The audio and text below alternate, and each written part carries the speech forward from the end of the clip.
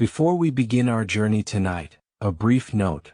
This episode of Sleepy Psychology is brought to you by the SAC Center, a leading telehealth clinic specializing in the testing and treatment of autism and ADHD. The SAC Center proudly serves all 50 states, bringing expert care directly to you wherever you are. To learn more about their comprehensive services and how they can help, please visit saccenter.com. Now settle deeply into your chosen sanctuary, letting the soft contours of your bed or chair gently cradle you. Feel the subtle release of tension from your shoulders, your jaw, your brow. With each soft breath, imagine a peaceful current flowing through you, washing away the remnants of the day. Tonight, we will drift back in time to a quiet rural road in New Hampshire, where, on a crisp autumn night, two ordinary people embarked on an extraordinary and deeply unsettling journey. We are going to explore the widely known, yet still profoundly mysterious Betty and Barney Hill abduction. It was the evening of September 19, 1961. Betty and Barney Hill, a devoted couple from Portsmouth, New Hampshire, were driving home after a short vacation to Niagara Falls and Montreal. The journey was long but familiar, the kind of drive where comfortable silence often settles between a couple. Barney, a postal worker, and Betty, a social worker, were pillars of their community, respected and known for their integrity. The night was clear, the stars abundant in the unpolluted New England sky, as they drove south on a relatively isolated stretch of Route 3. Their beloved dog, Delcy, was with them in the car, curled up in the back seat. As they approached the town of Woodstock, sometime after 10 p.m., something peculiar caught Barney's eye. High in the sky, a bright light seemed to be following them. At first, he dismissed it as a commercial airplane, perhaps one approaching the nearby airport. But as he continued to drive, he noticed the light wasn't moving like a typical aircraft. It was erratic, changing direction and seemingly drawing closer to their car. Betty, looking through the rear window, confirmed his observation. Her initial thought was that it might be a new kind of satellite or something military, given the prevalence of Cold War-era aerospace testing. The light continued to gain on them, growing larger, its movements becoming more deliberate, as if it were actively tracking their vehicle.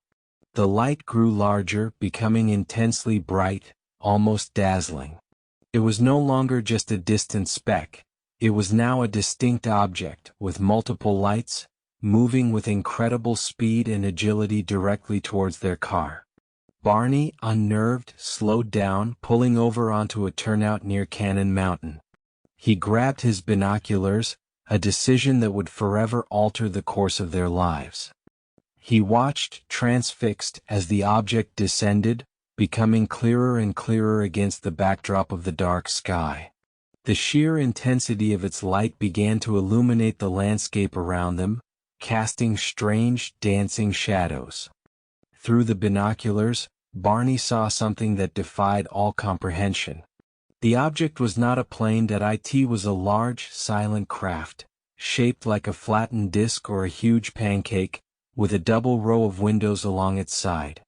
And within those windows, to his utter disbelief, he saw figures. They were moving, observing him, their forms indistinct but undeniably present. He described seeing around 8 to 11 figures, some appearing to be inspecting the object's control panel. One figure, seemingly the leader, looked directly at him through a larger central window. Barney, filled with an inexplicable sense of dread and awe, felt an overwhelming urge to flee. His heart pounded in his chest. He dropped the binoculars, scrambled back into the car, and sped away, his mind reeling from what he had just witnessed. As Barney frantically drove, the object seemed to parallel their car, maintaining its proximity. The lights remained intense, almost pressing in on them, illuminating the interior of their vehicle with an otherworldly glow. Then a strange, distinct series of beeping sounds resonated through the car, almost like a buzzing or a hum that seemed to penetrate their very bones, vibrating deep within them. Following these sounds, A profound, eerie silence descended. Betty and Barney both recalled feeling an odd sensation, a sudden shift, a disorientation. It was as if time itself had become stretched and distorted.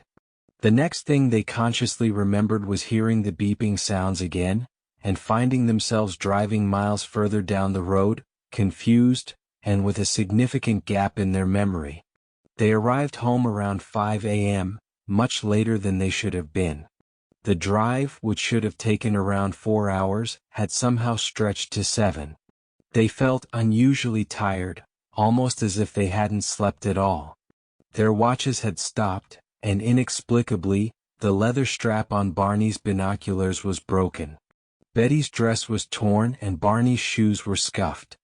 Oddly, there were shiny, concentric circles on the trunk of their car that hadn't been there before, almost as if something had gently rested upon it. Despite these puzzling details, they initially tried to brush off the experience, telling themselves it must have been some kind of misidentification or a bizarre dream, a coping mechanism for an experience too vast to comprehend. However, over the next few days and weeks, strange symptoms began to manifest. Both Betty and Barney suffered from recurring nightmares. Betty's were vivid and terrifying, depicting strange beings with large heads and eyes, performing uncomfortable examinations on her. She described them as having grayish skin, small noses and thin lips with huge wraparound eyes. Barney's dreams were less clear but filled with a pervasive sense of fear and unease, though he couldn't recall the specific details of the beings he encountered. They also developed strange circular patterns of warts on their skin, particularly on Barney's groin area, and both experienced anxiety, stomach problems, and a heightened sense of nervousness and agitation. Their dog, Delcy, also seemed unusually frightened and withdrawn, hiding under furniture for days. Recognizing the profound impact this missing time and these inexplicable symptoms were having on their lives, they sought help.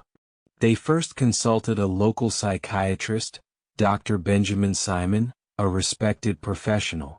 Dr. Simon, initially skeptical, listened patiently to their fragmented accounts. He realized the depth of their distress and the genuine nature of their confusion. He suggested they undergo hypnosis, a technique often used to recover repressed memories, believing it might help them piece together the missing hours of that night. Over several months, starting in late 1963, Dr. Simon conducted separate hypnosis sessions with both Betty and Barney. What emerged from these sessions was astonishing and remarkably consistent, despite the fact that they were hypnotized individually and never heard each other's recounted memories during the process. Under hypnosis, both Betty and Barney independently recalled being taken from their car by several figures that resembled those Barney had seen through his binoculars. They described being led up a ramp into the silently hovering craft. Inside, they were separated and subjected to various physical examinations by these beings, who were described as roughly 5 feet tall, with large, pear-shaped heads, enormous, dark, almond-shaped eyes and slender bodies. These are now iconic descriptions that have shaped the popular image of the gray alien. Betty vividly recalled a being inserting a long needle into her navel, causing pain, which was then seemingly alleviated by the leader of the beings, whom she referred to as the examiner. She also described having a book or star map shown to her by the examiner, who asked her if she knew where she was. She explained that she didn't, prompting the being to say that she couldn't understand because she was on Earth. This moment, where a star map was supposedly shown, later became a point of intense interest for researchers, as Betty drew it from memory under hypnosis. Barney's account, while sharing common elements, also had distinct differences. He recalled being placed on a table and having his legs stretched, experiencing a painful collection of skin samples from his body, and having a cup-like device placed over his genitals. He remembered being intensely uncomfortable and terrified, particularly when one of the beings attempted to look into his mouth. He focused on the unsettling appearance of their large eyes, which seemed to penetrate his very thoughts. Both recalled being released, seemingly disoriented, back into their car, and then driving away, experiencing the reoccurrence of the beeping sounds just before they became fully conscious again. Their accounts, while not identical in every detail, shared a chilling core narrative of abduction and examination by non-human entities. The release of their story, particularly through a book titled The Interrupted Journey by John G. Fuller in 1966, brought the Betty and Barney Hill case into the public consciousness. It became a cornerstone of abduction narratives and fueled widespread interest in UFOs. Skeptics pointed to the influence of popular culture, the possibility of confabulation under hypnosis, or misinterpretation of ordinary events. However, the consistency of their separate accounts under hypnosis, their strong reputation for honesty, and the persistence of their physical and psychological symptoms, presented a compelling, if unsettling, mystery.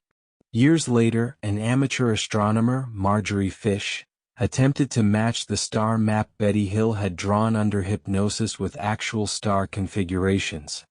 Incredibly, she found a potential match, the star system Zeta Reticuli, which was then largely obscure to the public. This striking correlation, made years after Betty's drawing and prior to widespread knowledge of such star systems, added another layer of intrigue and complexity to their already extraordinary story. Barney Hill passed away in 1969, never fully recovering from the psychological toll of the experience. Betty continued to speak about their encounter for the rest of her life, becoming a prominent figure in UFO research until her death in 2004. The Betty and Barney Hill case remains one of the most thoroughly documented and investigated alleged alien abductions, a quiet and disturbing testament to an event that defies conventional explanation, challenging our understanding of reality and our place in the cosmos. It gently beckons us to consider the vastness of the unknown, and how, sometimes, the unknown can reach out and touch our lives in the most profound ways. As the echoes of their incredible journey gently fade into the background, allow your own body to sink deeper into the comfort beneath you. Release any tension, any lingering thoughts, allowing them to dissipate like wisps of smoke in the evening air.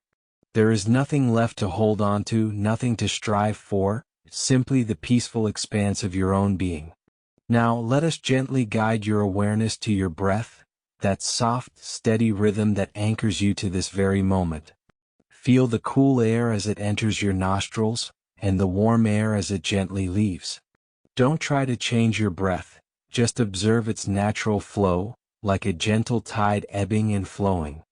With each inhale, imagine drawing in calm and tranquility. With each exhale, release any remaining worries or tension. Imagine, if you will, a soft, warm glow beginning to emanate from the very center of your chest, right around your heart.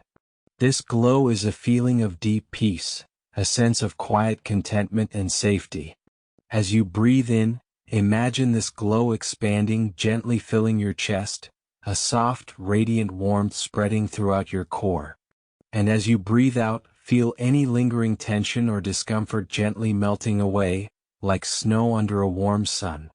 Allow this peaceful glow to spread slowly, deliberately, downwards through your torso.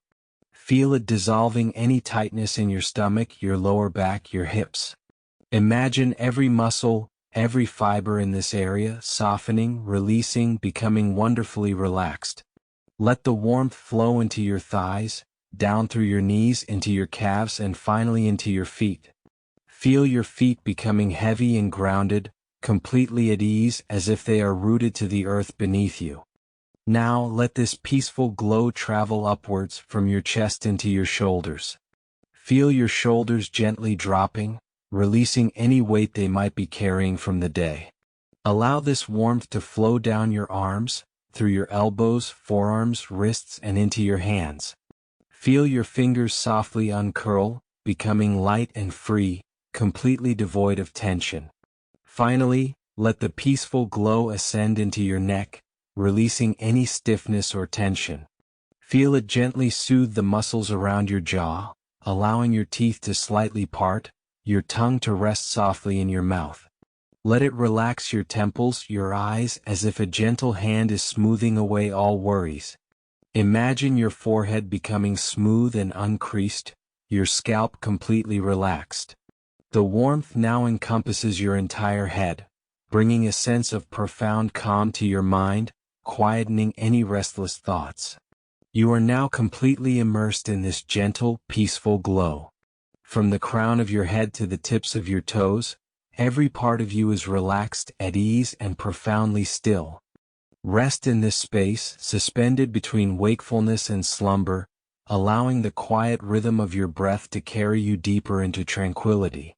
There is nothing to do, nothing to think, simply to be. Allow yourself to drift, to float, to surrender to the sweet embrace of sleep. You are safe, you are warm, and you are deeply at peace. Good night.